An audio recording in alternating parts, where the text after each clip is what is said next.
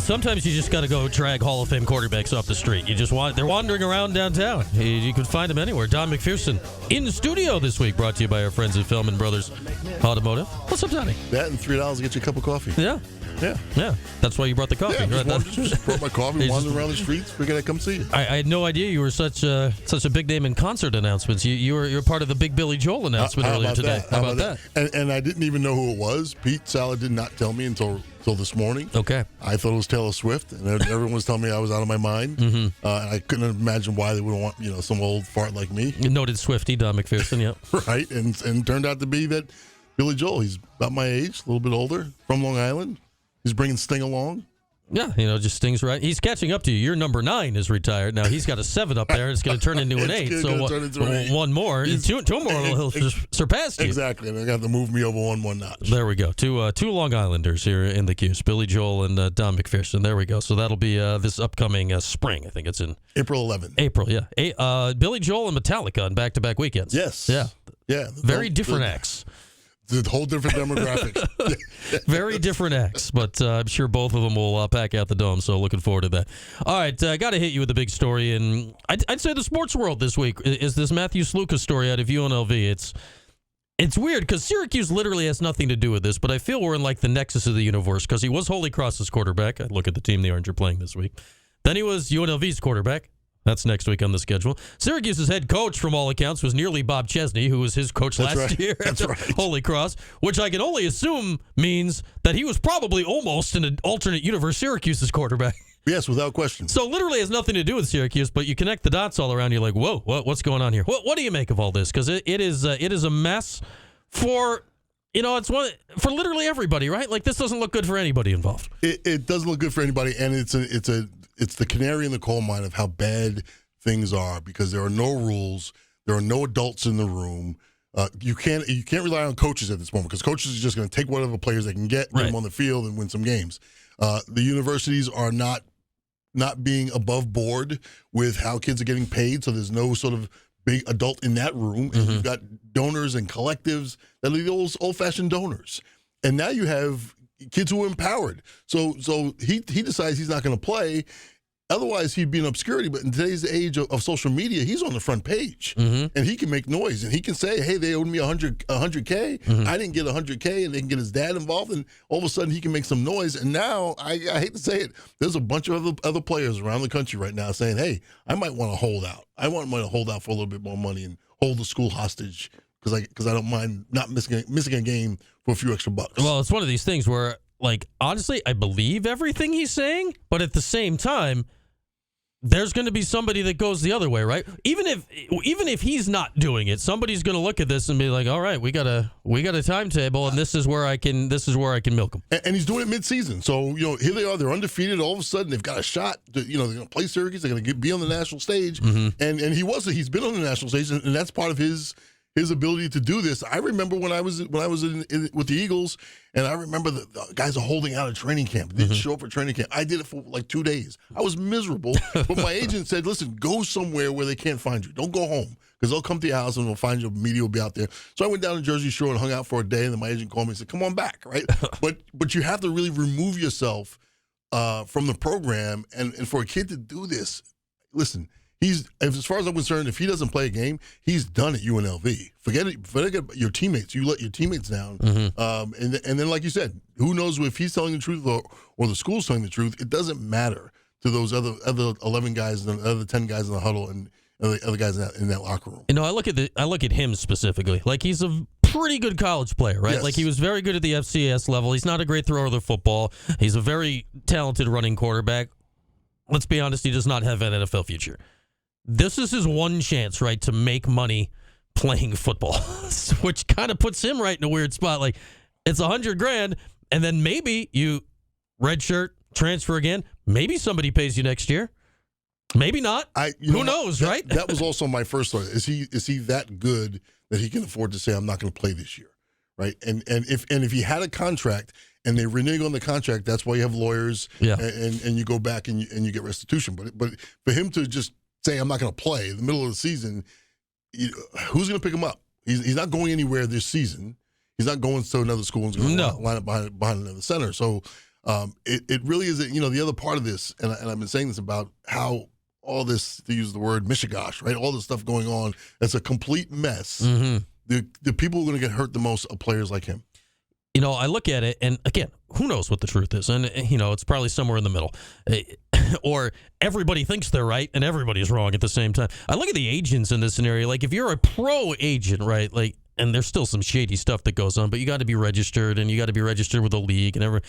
Like, these college agents are, like, sort of registered, and apparently the guy that he's working with is not registered in Nevada, which kind of important since the school he's working with is in Nevada. But all these articles I've read, not even about this, are that what's shady is you hear NIL, like agents are reaching out on behalf of clients that aren't even their client yet, and you're getting calls from like 4 agents about one kid. You're like, wait a minute, who am I? Like, nobody knows the truth here because there are no regulations right now. There are none. When the NCAA made that decision to allow schools to do NIL any way they wanted to, they effectively neutered themselves as an organization that was all about compliance and some sort of semblance of rules around amateurism. They threw that out the window, and when they did so, they also threw out, to your point, no certification, no governance, no watchdog, nothing making sure that the players are protected. And I've talked to a couple people that I've seen online who are friends, are parents, and I say, has the school given you any guidance? So the parents aren't getting any guidance, right? And so their kids are making all these decisions that are serious financial decisions that are going to haunt them for a very, very long. It's not like not paying the bursar. It's not like not paying parking tickets on campus, which I probably still owe Syracuse University a few bucks for parking. Have you gotten your diploma yet? Yeah, exactly. They can hold some things, but when you do it with the big boys, when you do it with the IRS, it's a different story. Yeah, and this is on. I mean, Sluka's a veteran, but this just happening to like 17-year-olds and coming out of high school. It's a wild scenario. So we got Don McPherson with us, and it's the thing where who knows where it goes, right? Because nobody seems to be getting ready to put any guidelines in place. Everyone's like, well, you do it. Right. How about you do it? Right. Maybe you sue them to do it. And there's a couple of major deals in place. This whole deal between the supposed Power Four and the NCAA that's going to allocate $20 million or $22 million per school to distribute NIL. Where are the rules around that? And then all that brings in Title IX into the equation.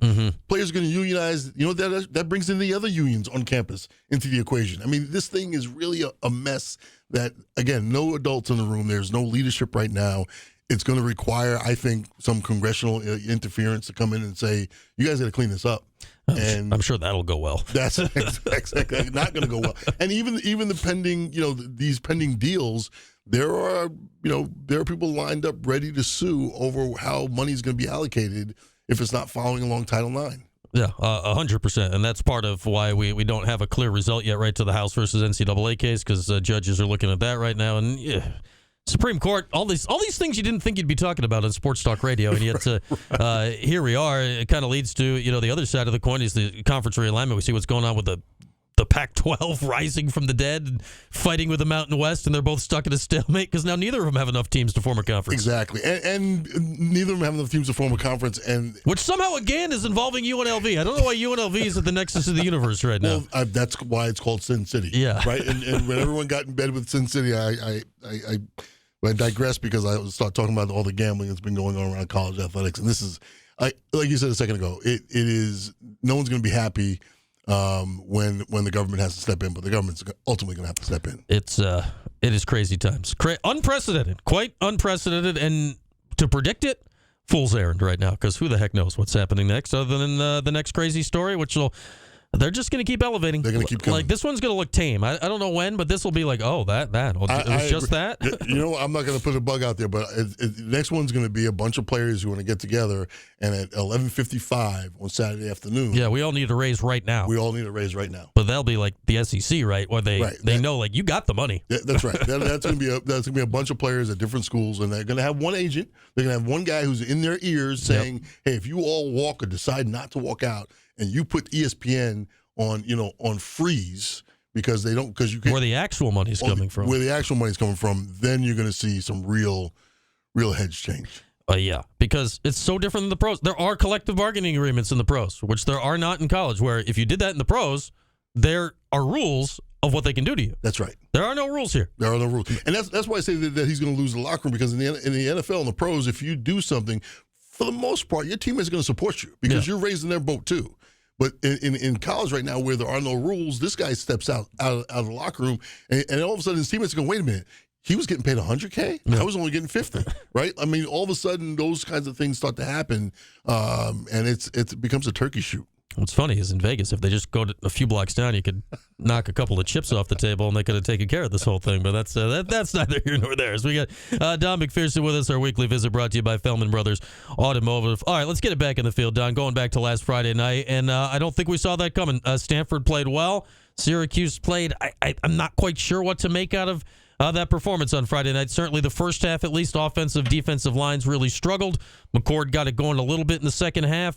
They did take the lead, but couldn't hold them off. What do you make of last Friday's loss? I thought the most shocking part, and I had to go back and look at it early in the week, I was chatting with Gomez and Lisa, and they had 26 yards rushing. Yeah.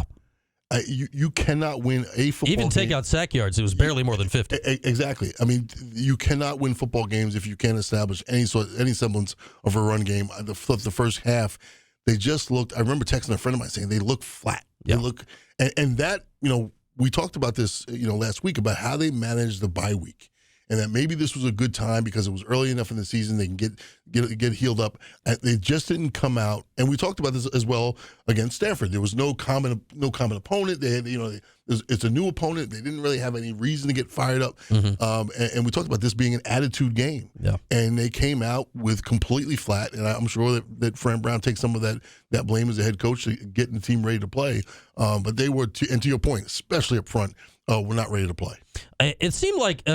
Offensive line-wise, anyway, that we saw some adjustments after halftime, right? They rolled the pocket a little bit. Yep. They made some substitutions in and out with Enrique Cruz coming in at various points, which seemed to help, right? I guess that's encouraging if you can see that, okay, the coaching staff at halftime could be like, all right, here's a fix to something going wrong. That seemed to be a good sign, at least mid-game. I'm trying to think. I think it was Brian Kelly who I don't care for Brian Kelly much, and not because I know Brian Kelly personally, but I hear Brian Kelly very often talk about players. Mm-hmm. They weren't executing. They didn't come ready to do. I heard him blame players. Mm-hmm. A coach never should blame players. They always take it on the chin. And to your point, I think they made some adjustments. They tried to help, and I just think the players did not come out. I'm not a coach, so I'm saying this. The players didn't come out with a little bit of vigor, with a little bit of piss, piss in their Wheaties, whatever the term is. Is that the term? That does not sound like a wholesome breakfast. Whatever would piss you off as a child early in the morning, right? And so they just didn't come out with that attitude and swagger. So you're right. I think the coaches did make some adjustments, but they just didn't have that punch. I do appreciate Kyle McCord. We'll hear my weekly chat with Kyle coming up right around 5 o'clock. He's not afraid to put it on himself either. Like the second interception he threw, he's like, "Yeah, that was dumb." Yeah, that was not a good. I'm glad to hear him say it. I'm like, because I watched it, I'm like, that wasn't great. And he comes out, he's like, "Yeah, I should have done that." And you talk about McCoy. I'm really, once again, even in defeat, I was impressed by your point about him taking responsibility. And I know the week before against Ohio when he actually ran for the first down, mm-hmm. They got all fired up. And they wanted him to play like a schoolyard.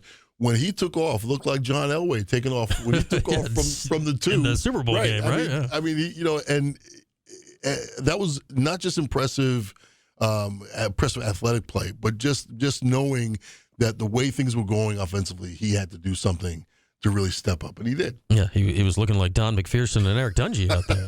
I told him that was more of a Dungy kind of leap. I told him the other day he didn't quite have the karate kick that Eric kind of mixed in there. Eric's one of one in the quarterback karate kicking guys during games, but I thought it was a pretty good. So here we got Holy Cross this week. Now, we know the deal with these games, right? Like, it's a game you should win. It's a game you should win comfortably. That said, you can't, come and just completely snooze it. We talk about running game, right? Pushing people around. I'm sure McCord could go out and throw for a billion yards in this game. It seems to me, Donnie, you want to come out and be like, nope. I line up LeQuint and go and just establish it just so you know you can do it going forward. You're exactly right. This is a very, we can say this every week, right? Most important game of the season. The most important game is the next game. Yeah. Always. But this is an important game because the running game was so anemic last week. They really do. You're right. They really need to go push people around, feel good about pushing people around, mm-hmm. give big holes for those running backs to be able to see some green, some daylight. And they have to dominate. They cannot just play. Once again, this is an attitude game, right? They just can't come out and mail this in because they can win. Mm-hmm. They can win just by playing average. But that's not good for the morale in that locker room to know, hey, we were flat. And we need to. This is on us as players to come out and dominate a team that was supposed to dominate.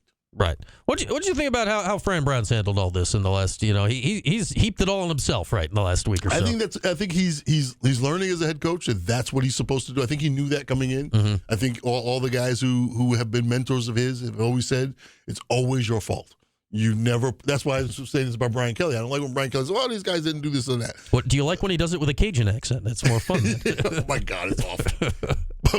but you always, as a head coach, put it on yourself. And I think what Fran is learning is that A, you do that, and B, then you have to figure out what you do next, because what's going to happen next week is people going to say, "Well, Fran, you said it was your fault. What didn't you do? What didn't you fix?" Mm-hmm. Right. So if they come out flat against Holy Cross, it's going to be, "Hey, Fran, what didn't you fix? And why is this team getting so flat? We got plenty of talent.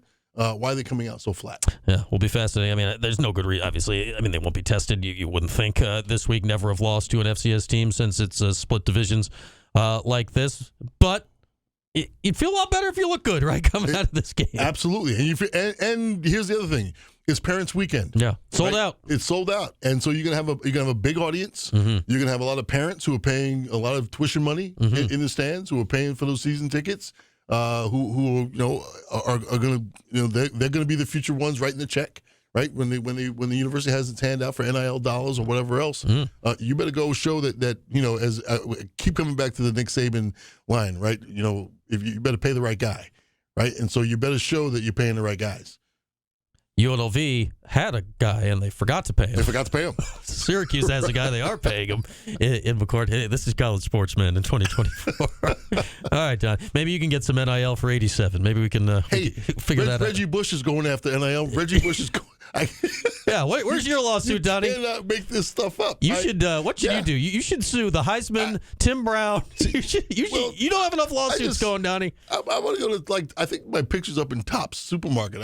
Sue them. Yeah, I'm gonna go after Tops and Tully's. I want a little NIL, a little scratch. Yeah, just start rolling around town with subpoenas. Let them know. They'll do the whole analysis, and then I'll be good for like a basket of French fries. Yeah, you might get some tenders out of it. There you go. There we go. There's our guy, Don McPherson. As always, brought to us by Feldman Brothers Automotive. Speaking of, Dome is sold out on Saturday. Do stay tuned later in the show. I got 2 tickets for you. You can't buy them. You might as well listen up and figure out how you can get them for free later on in the show. Still to come, our visits with Kyle McCord and the voice of the Bills, Chris Brown, later today. We're back after this here on Q Sports Talk and ESPN Radio.